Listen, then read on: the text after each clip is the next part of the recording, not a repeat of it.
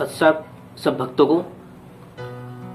तो आज हम बात करने वाले हैं जो यूट्यूब पर सोशल मीडिया पर जितने कबीरपंथी ज्ञान बता रहे हैं और जिनका जो शिष्य है, जिनके फॉलोअर है, वो बढ़ते ही जा रहे हैं। और उसका कारण ये है हमारे ना समझे कि हमने शब्द को ही परमात्मा बना के हम बैठ गए हैं और किसी और के विवेक को लेकर बैठ गए। और किसी अन्य का विवेक ये काम करता है कि अपनी आत्म स्वरूप की साधना करो, आत्मा की साधना करो। आत्मा ही परमात्मा है, आत्मा ही शब्द है, आत्मा ही सार शब्द है। तो क्या आत्मा सार शब्द है? ऐसी वाणी, ऐसा कबीर साहब का कोई साखी, कोई चौपाई या कोई दोहा मिलता है? क्या आपने कभी पढ़ा कि सार शब्द एक आत्मा है? किसी वाणी, किसी दोहे या चौपाई या साखी में या बीजक में कभी पढ़ा? नहीं ना।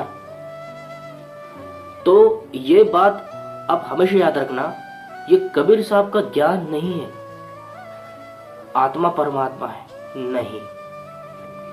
कबीर साहब ने तो आत्मा की इतनी बड़ी दुर्गति बताई है जिसके लिए उनको धर्मदास जी को कबीर सागर के माध्यम से इस सृष्टि का पूरा खेल बताना पड़ा। काल ब्रह्म का, दुर्गा का और त्रिदेव का खेल, सब कुछ भेद पूर्ण रूप से कबीर सागर में कबीर साहब को बताना पड़ा।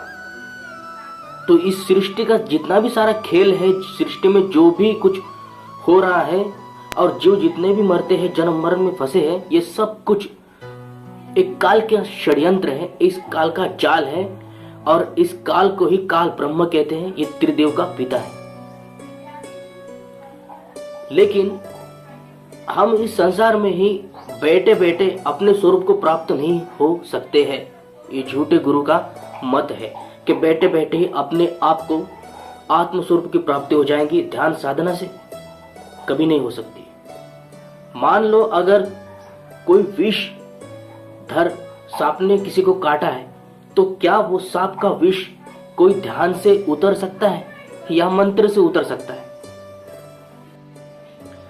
सार शब्द जो है वो एक मंत्र है और इसका प्रमाण अभी आपको दिखाते हैं।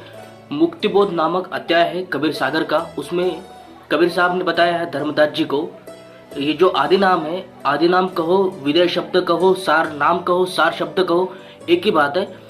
और वो जो है वो एक मंत्र है। जो शब्द है परमात्मा का वो एक मंत्र है। इसका प्रमाण आप देखिए, ये देखिए कि आदि नाम जो है ये एक मंत्र है। ये कोई ध्यान नहीं है और ये कोई आत्मा नहीं है। ना आत्मा के ऊपर ध्यान लगाना होता है, शब्द के ऊपर ध्यान लगाना है, शब्द नाम के ऊपर ध्यान लगाना है। इसी को सूरत ध्यान कहते हैं। सूरत को ध्यान कहते हैं और शब्द जो है वो परमात्मा का नाम है। उसी नाम को, उसी शब्द को मंत्र कहते हैं। और सार शब्द एक मंत्र है और एक मंत्र ही गारुड़ होता है, वो उसी मंत्र के द्वारा ही विष को उतारता है। ऐसे इस काल का विष को उतारने वाला वो सार शब्द मंत्र है। सार नाम जो है वो एक मंत्र है और इस काल के षड्यंत्र को, इस काल जाल को, इस काल के विष को वो सार शब्द ही मिटा सकता है, उतार सकता है।